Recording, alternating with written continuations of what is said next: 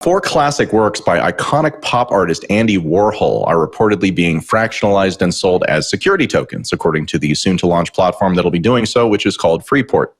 At least in theory, that means if you've always wanted to own a fraction of a percent of Warhol's Double Mickey or his portrait of Marilyn Monroe, this might be your chance. Jen, I'm curious for your thoughts on this one.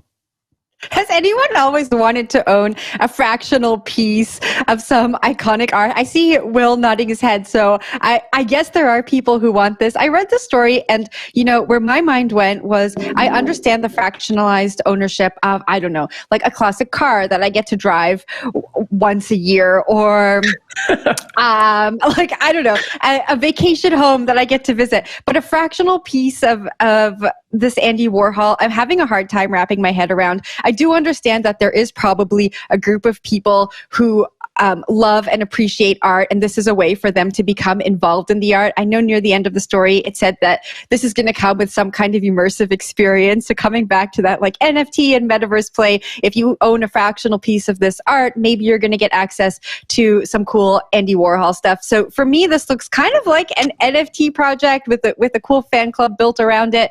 But the investment piece in this, I'm still having a hard time wrapping my head around if people want this. And I'm sure they do, or maybe at least this project is testing that out. Will, do you want this?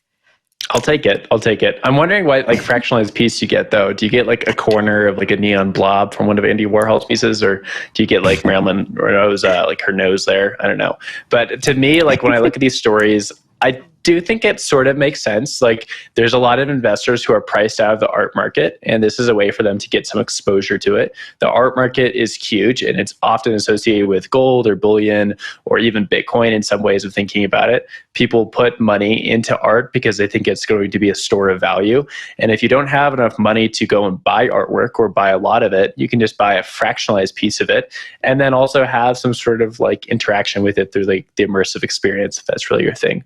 But I think for the most part, just having like the exposure to that market makes sense as an investor.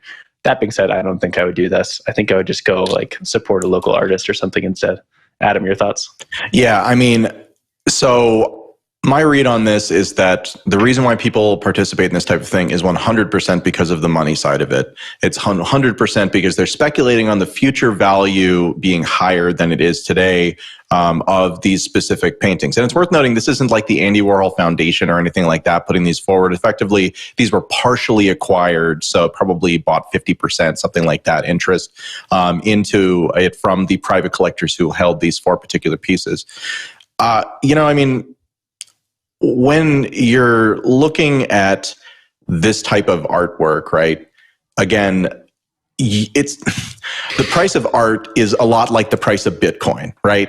Like people have theories about what it is, but it doesn't actually, it's not like you can measure it against its earnings or anything like that. Like a lot of what happens in modern markets today for risk assets and also for commodities, but mostly for risk assets, is that reality gets in the way of higher valuations, right? If you have a company that has earnings, and those valuations, those earnings can actually cap the valuation because it shows you the reality of the situation and makes it obvious that it's not worth 1,000 times whatever they're making on an annual basis. That doesn't exist with art. All you can really do is look back at the history of what it's sold for and how the price has changed over time. And so in many ways, just like Bitcoin is kind of a cork in, monetary policy markets, where as the amount of money goes up, the price of Bitcoin goes up. The same thing is basically true for artwork of this caliber, although it's a much messier relationship. So I mean, yeah, it's all speculation as far as I'm concerned, but it's interesting to see them doing it with an actual security token. That's not typically the approach. And from a legal perspective, it does seem like that is a mandatory way to do this.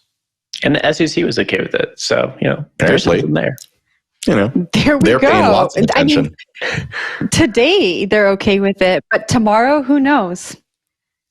Who knows? Yeah, no, I'll pick it up from where Adam left off. I think this is definitely like just a piece of exposure to the art market. I do wonder though about like the contract side of this. Like if it's 100% of the artwork is fractionalized, how do you sell it? When do you make a decision to do that? Do you just sell like your allocation there? Is it always going to be fractionalized? Can I fractionalize it many, many times and start rehypothecating art? Like that's a big question, I guess. So there's things I wonder about this, but I do think that we will see more of this in the future.